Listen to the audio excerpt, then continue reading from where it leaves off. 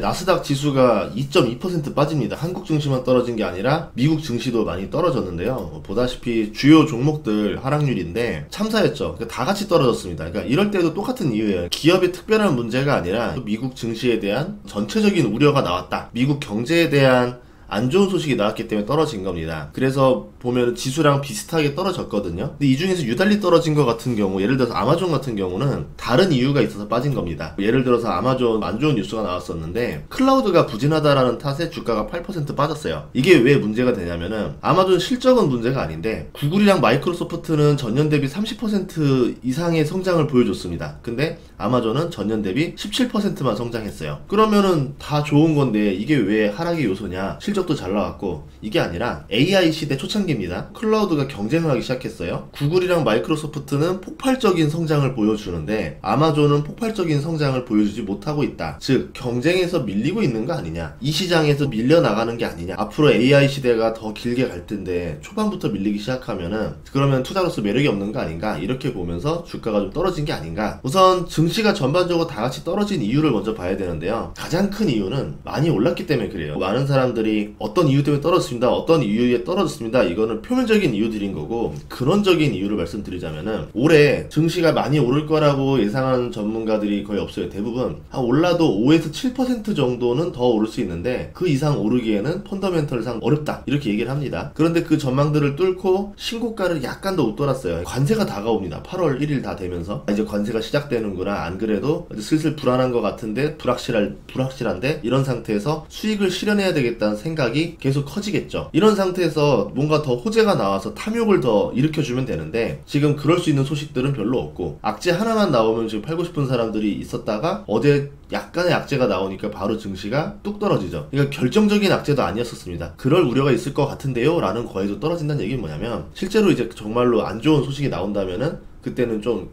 크게 떨어질 수도 있지 않을까. 그래서 어떤 우려인지를 여러분들이 잘 파악을 해야 되겠죠. 그러니까 데이터 하나 가지고 증시가 이렇게 흔들리는 경우가 최근에 없었거든요. 근데 왜 이번에는 고용 데이터 가지고 이렇게 흔들렸는지 그 이야기를 말씀드리도록 하겠습니다. 우선은 이런 상황에서 취업 보고서가 부진하게 나왔고요. 어제 노동 참여율 하락 나왔고, 제조업 및 건설활동 감소 데이터가 나오면서 증시가 떨어집니다. 고용 지표에서 쇼크가 있었는데요. 두 가지 쇼크가 있었습니다. 하나는 7월 예상이 10만 명이 넘는 줄 알았어요. 10만 6천 명일 줄 알았는데 7만 3천 명밖에 안 나옵니다. 두 번째는 6월 달에 14만 7천 명으로 나왔던 그 고용 데이터가 수정해서 보니까 1만 4천 명으로 나왔어요. 이거 너무한 거죠. 13만 명이 빠졌습니다. 13만 명이 빠지거나 취소가 됐다는 거죠. 그러니까 고용하기로 했다가 취소를 한 건지 가짜로 보고서를 쓴 건지 어떻게 된지 알 수 없지만 데이터에 대한 상당한 의심이 가는 거죠. 그러면 7월 달에 7만 3천 명이라는 데이터를 이제 믿을 수가 있을까요? 못 믿겠죠. 추세로만 보자면은 고용이 계속 약해지고 있기 때문에 지금 저번 달에 1만 4천 명인데 어떻게 이번 달에 7만 3천 명이 나올 수 있느냐, 이거 못 믿겠다. 고용 데이터를 모르니까 추세대로 점점 고용이 안 좋아지고 있구나, 이렇게 생각하는 겁니다. 그리고 아직은 관세 유예 기간이에요. 8월 관세가 시작되면은 고용이 더 나빠질 수가 있습니다. 수입하는 이제 회사들 보면은 가격을 방어해야 되는 게 이제 관건이거든요. 얼마나 다른 나라의 물건을 가져와서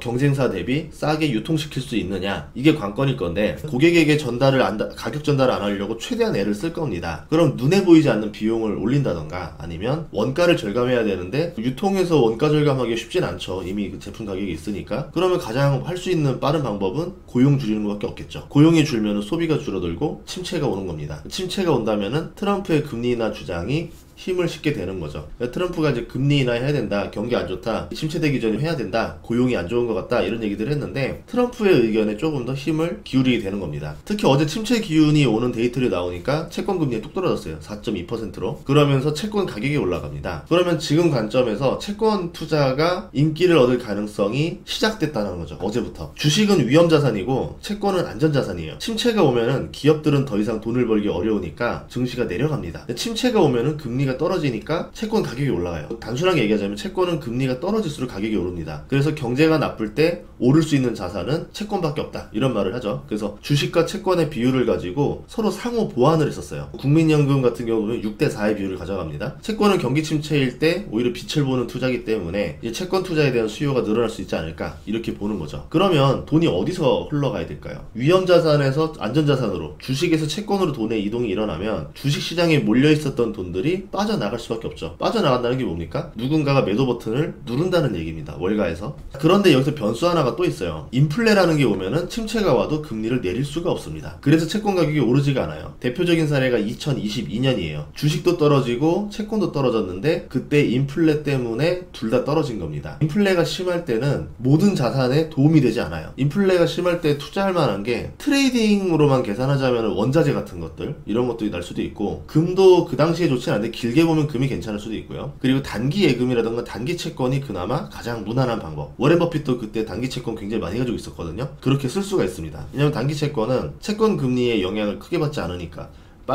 바로바로 상환이 되니까 이 채권 가격의 변동성이 적습니다. 예를 들어 3개월짜리 채권은 3개월만 버티면 원금과 이자가 들어오는 거고, 10년짜리 채권은 10년 동안 들고 있어야 원금과 이자가 들어오는 거기 때문에 채권 가격 변동이 굉장히 심하죠. 또 하나의 신호는 경제활동 참가율이 나날이 떨어지고 있다는 건데요. 1년 전에 62.8%였었습니다. 근데 이번에 62.2%로 더 낮아졌고, 장기적으로도 계속 낮아지는 추세입니다. 2030년에는 58%까지 내려가는 거로 보고 있는데, 보다시피 그게 어느 정도 수준이냐면요, 1950년대 60년대 수준으로 떨어지는 거예요. 그 이유가 베이비 부머 세대들이 은퇴하면서 벌어지는 거거든요. 그냥 일자리를 떠나는 겁니다. 은퇴를 하면 어떻게 될까요? 근로소득이 없죠. 연금소득은 있다 치더라도 근로소득이 없으니까 돈을 아껴 써야겠다는 생각을 해요. 소비가 줄게 됩니다. 그러면 실업률은 낮아지는데 소비는 줄어드는 기이한 현상이 나오겠죠. 그러니까 과거의 어떤 공식대로 들어가면은 침체인데 침체가 아니라고 주장할 수도 있는 일이 벌어진다는 겁니다. 건설경기 둔화도 예상이 되는데, 현재 집을 팔려는 사람이 사려는 사람보다 50만 명이 더 많습니다. 매도와 매수차가 이렇게 벌어지는 경우는 많진 않죠. 보통 이 정도까지 벌어지면은 결국은 가격에서 현상이 나타나거든요. 매도자가 늘어나고 매수자가 줄어든다? 신규 주택을 지어도 재고가 될 가능성이 높습니다. 그러면 건설 고용이 급감하게 되겠죠. 건설업 시선에서는 건설 경기가 죽으면 안 되기 때문에 금리를 내려서 주택 매수세를 끌어올려야 된다. 그래야 건설 경기도 유지가 되고 고용도 일어나고 소비가 살아나니까 트럼프의 주장처럼 금리 인하를 강하게 요구합니다. 트럼프 같은 경우는 부동산업자예요. 본인 건설업이나 경기가 안 좋게 되면 본인의 부동산 개발업도 타격을 받게 됩니다. 그러니까 금리 인하를 강하게 주장할 수밖에 없죠. 부동산 경기가 꺼지면 안 되기 때문에.